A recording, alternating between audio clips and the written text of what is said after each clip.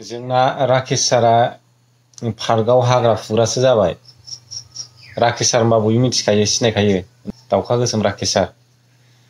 दाख्लैसो होंगो दोंगो मानसि दंमोन बिथांनाव, हाग्रा फुनो ना माबा खामानि मावहोनो ना गावनि साइड साइड लाफानो होंगो दोंगो मानसि दंमोन सप्तासेसोनि सिगाङाव, नै साननै सानथामसोनि सिगाङाव।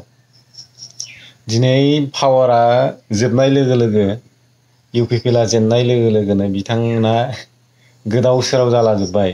दा राकेश साराबो गावनि पार्कआव हाग्रा फुग्रा सिन्थायनो गैला, दा निजे गावनो फुनानै लानांगौ जाबाय। आरो दा बिथाङा गोदाव सोरावसो जाबाय, आवसाव बावसावनो खोथाफ्रानो।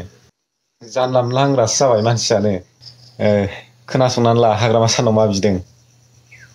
মানুহৰ অহাকালি দিনটো লৈ পেলাই বিৰাট টেনশ্যন কাবাৰ কাবাৰ। 3 তাৰিখত প্ৰমোদ বড়ো ডাঙৰীয়াৰ চৰকাৰ অকলে,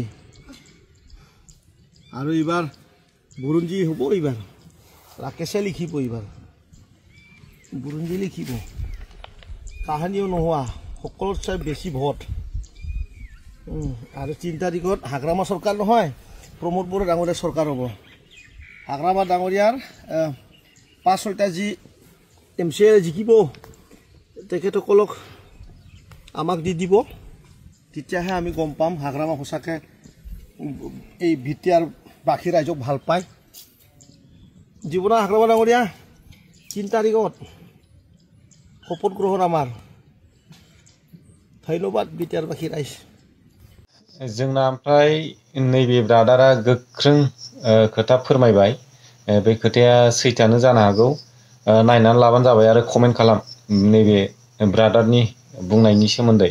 हाग्रामा महिलारि बिथांनो बिफेक पार्टिनि बिथाङा जे सरकार दानो थांगासिनो, बिथांखौ आं गोसो गोथारै पाब्लिक रिलेसन पार्टिनि प्रेसिडेन्ट हिसाबै आङो कंग्रेचुलेसन हरबाय। बेजों लोगोसे मोनसे दुखु गोनां बाथ्रा आं मोनसे होबावगोन। जिहेतु दा नुनो मोन्दों बिफेकआ थिगैनो मोजाङै देरहादों, खिन्थु बिथांमोनहाबो एसे साननांगौलगिया दं, आरो बेखौ मोजाङै हाग्रामा महिलारि बिथाङा मिथिगौ माबायदि खस्थ' मोना। 15 बोसोर जेब्ला खस्थ', 15 बोसोर जेब्ला बेनि स्टेटआ थाखा फैसाखौ फुरा हराखै, बे समाव हिरा सरनिया दंमोन। बिनि खेथ्रआव बे जा हरो बेखौनो लानांदों। बिनि गेजेराव रागा जोंनानै बेबो लास्ट टाइमाव जेला 15 बोसोरनि गेजेराव 5 बोसोरखौ बिथाङा मोजाङै मावनो हायाखै। बे समाव कंग्रेस सरकारावसो बे 10 बोसोरखौ अहल हल मावदोंमोन, हादोंमोन तुरुन गगैनि आमोलाव। दाथ' हानाय नङा, बेखौ मिथिनो मोन्दों। प्रमदआ जेरखम रायजादों बेबायदिनो सेम बेबो आरो बे हाखराव गोलैखागोन। खारन मानो होननानै बुङोब्ला आंखौ स्पष्ट मोनसे खोथा बुंनो सानदों रायजो राजाफोर। दिनै 200 कोटि हरोब्ला बिटिसिनि नामाव, बेखौ अलरेडि हेमन्त बिश्व शर्माया मिथिखागौ। 200 कोटि जुदि हरोब्ला बेखौ हेमन्त बिश्वआ फुरा फैसा हरनाय नङा। मानो थाखाय हरनाय नङा मिथिगौ ना? खारन मेन इम्पर्टेन्ट बुस्थुआनो जेनेबा गैया। रायजो राजाफोर बिपिएफनि वार्कार्सफ्रा मिथिनानै लाखा। आं खिन्थु बिपिएफनि उकिलबो नङा, बे एकदम थार बाथ्रा। खारन एमपि गैया सासेबो। एमपि गैया माने डेट मिन्स मा? जेखौ हरो बेखौ हेमन्त बिश्व शर्मा थगायना स्टेटआव दोनोबा सेन्ट्रेलाव कमप्लेन होग्रा गैला। आरो होयोमालाय बोरै होनो? सानै जोंना एमपि दङ, बिथांमोनाथ' इउपिपिएलनिसो, बिसोरथ' मावखाया। बोरै खालामनो बिसोरलाय? दा गतिके ओंखायनो बांद्राय क्लियारलि पिक्सारा फैयाखै आं नुनाय मथेबा। सरकार दायोब्लाबो हेमन्त बिश्व शर्मा बे सिस्टेमखौ खालामनाय। आं मिथिगौ जे इलेक्सन गेलेना अलरेडि हेमन्त बिश्व शर्माया हाग्रामाखौ फुरा सापर्ट खालामदों इन्टारनेलि, खिन्थु हाग्रामाया मिथियाखै जानांगौ बेनि खालामनायखौ। खारन ओरैबो जानो हाया, बेखौ मिथिखागौ जे हाग्रामाया सरकार थायोब्ला स्पेशल पेकेज फैयोबा बिटिसिनि डेभेलपमेन्ट फैयोबा बिथाङा बिनो हाया होनना मिथिखागौ। मानो होनना बुङोब्ला बेनो एमपिआनो गैया, बे खोथायाव। आरो इउपिपिएलआबो ओरै आथिं दानस' जाखाबाय, बिस्राबो ओरै प्रब्लेम जाबाय स्टेट माबायाव बिटिसिआव सरकार सालायनाय। गतिके मोननैबो बिराद जल्पना कल्पनायाव खोख्लैनाय हेमन्त बिश्व शर्मानि साल आरोखि। दा बे खेथ्रखौसो बुंनो सानदों आङो। दा हेमन्त बिश्व शर्माया मोनसेल' खोथा बुंगोन जे उफाय गैया, हाग्रामा महिलारि बिथाङाबो जिहेतु जों इउनियन टेरिटरि सेपारेट स्टेटखौ ओंखायनो नांगौ होननानै बारे बारे आं रायजो राजाफोरनाव बुंबोदों आरो दाबि नांगौ। ओंखायनो दा स्टेटनि आन्दारावसो थायो नालाय गासिबो। 125 कोटि बा 2000 कोटि फैयोब्ला बेखौ माखासे मखथायगोन, माखासे हरा। दा सासपेक्ट थायोबा हाग्रामा बुंनो हाला, खारन एमपिआनो गैया कमप्लेन होनो स्टेटआव लायदोंमोन, सेन्ट्रेलाव। दा बे खेथ्रआव ओंखायनो आं सानदों माथो फ्रिलि जे मावनो हानाय नङा। जेरखम प्रमद बर' बिथाङा मावनो हायाखै, थाखा फैसा पेकेज मोनालासिनो बेबायदिनो सिस्टेम एसे प्रब्लेम जागोन बायदि मोनदां। जिहेतु जेखौ हरो बेखौनो लानांगोन बे, आरो जेखौ हरो बेखौल' लानायजोंथ' नों मालाबा डेभेलप खामानि मावनो हाया। दा गतिके आं बेखौल' बुंनो सानदों, बे गासिबो हेमन्त बिश्व शर्मानि प्लेनिंखामोन। खारन गेजेराव ओरैबो जाया, ओरै मिथिखागौ जे बिपिएफ सरकारा डिमान्ड खालामनो हाया, आं जेखौ हरनांगोन बेखौनो लानांगोन। आरो दालाय 2026 फैगासिनो दङ, गासिबो बिटिसिनि थाखाय बे खावसेबो लाखिनानै धालायगोन। थखन हाया।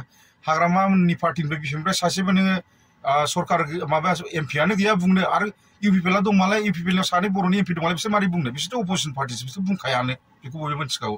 दा गतिके आं सानो ओंखायनो बांद्राय बांद्राय बेयाव एक्साइटेड जानाङा बेखौ बुंनो सानो जों राजनितिकआव फैगोन थांगोन जोंबो गेलेदों जेनदों सानसेबाबो देरहागोन कारन जोङो जा क्वालिटि दं टेलेन्ट दं जथेस्थ जोंखौ पाब्लिकआ मोजां मोनो जोंना जेरखम देरहानाय जेननायाथ' जेबो गिदिर खोथा नङा जेरखम रायजो राजानि सायावसो बेखौ देरहागोन होननानै देरहानो हाया दा जों रायजो राजाखौ मोजां बांद्राय मोनहोनो हायाखै गतिके जोङो आरो जों फिसा फिसौ पार्टिनि मानसि आरो जोंनि बर'फ्रा बांसिन इउपिएल बिपिएफखौ बेयाव बांसिन जडित दं हिसाबै बिथांमोना देरहादों गतिके बेनो आरोखि बे देरहानाया आंनिबा प्रब्लेमा बेनो जिहेतु मेइन इम्पर्टेन्ट बुस्थुआनो एमपि नांगौ फान्डिंखौ लाबोनो थाखाय दा बे खेत्रआवसो दिनै हेमन्त बिश्वनाथ माखासे खोथाखौ हाइडिन खालामनानै बा दोनखोमानानै दोनोब्ला थाखा फैसाखौ हरनो हाबा सेमबे प्रमद बायदि जागोन खामानि मावनो हाया कारन प्रमदना अलरेडि एमपि दंब्ला बे एमपि अपोजिशनसो बे बिसोर बोरै मावनो दंनाया बर'नि बिथोराव सानै एमपि बिथांमोनाथ' मावनाय नङा माबानि थाखाय हाग्रामानि पार्टिनि थाखाय फैसा दोनखोमा जाबाबो स्टेट ओरै सेन्ट्रेलनिफ्राय हरनोसै स्टेटआ दोनखोमानोसै गैया एथ'ल' हरदों होननानै बेखौथ' इनकुवारि खालामनो थाखाय एमपि नांगोन ना हख्राव हैनो सासपेक्ट थायोबा बेखौ सोर बुंगोन दा ओंखायनो आं सानो एथ' फ्रि फ्रेंकलि नङा जेरखम देरहादोंबाबो जाहाथे प्रमद बायदि रायजानो नाङा आरोखि बेखिनिखौ आं बुंनानै फोजोबनाय जाबाय बे खुनु राजनितिक खोथा नोंथाङा मिथिगौ जे आं थाल्ला खोथा बुंबाय गोजोन्थों नमस्कार ज' जानायनि समस्याया बेखौ हमथानायनि जाहोयैनि खार'ना आरो समस्याया हाग्रामा महिलारियानो रायजो राजाफ्रा बेखौ गोसोआव ला बिनि थाखायनो बे ज' जानाया जायाखै ज' जानायनि हमथाग्राया हाग्रामा महिलारियानो खौसेथि जानांगौनि खोथाया सैथोआनो नाथाय नोंथां सारमोनहा गासैबो एखे बिलोनि आलादा आलादा जोलैनि ना गोजा बिसोरो गुबुन गुबुन रोखोमनि ना गोजा बिलो मोनसेयावनो थायो नोंथांमोना पलिटिक्सनि बिलोआवनो सानस्रिगासिनो दं नोंथांमोना माब्लाबो साना जे नोंथांमोना खौसे जानांगौ नाथाय खुगानिफ्राय नोंथांमोना बुंबाय थायो खौसे जानांगौ नाथाय जोङो रायजोफोरा अराय सम खौसे जानायखौ लुबैयो नंगौना नङा रायजोफोर जोंनि बर' लिडारफोरखौ जोङो जेब्लाबो खौसे जानायखौ लुबैयो नाथाय नोंथांमोना गावजों गाव खाथायलायबाय थानायखौ जोङो नुबोगासिनो दं दिनैसिम सायावल' बिथांमोना खौसेनि बाथ्रा बुङो नाथाय सिङाव पलिटिक्सनि लाबालाबावल' गोजोमनानै थागासिनो दङ नंगौना नङा रायजोफोर कमेन्ट खालामनो हागोन आरो भिडिअखौ मोजां मोनदोंबा लाइक आरो शेयार खालामनानै होबानो जाबाय गोजोन्थों।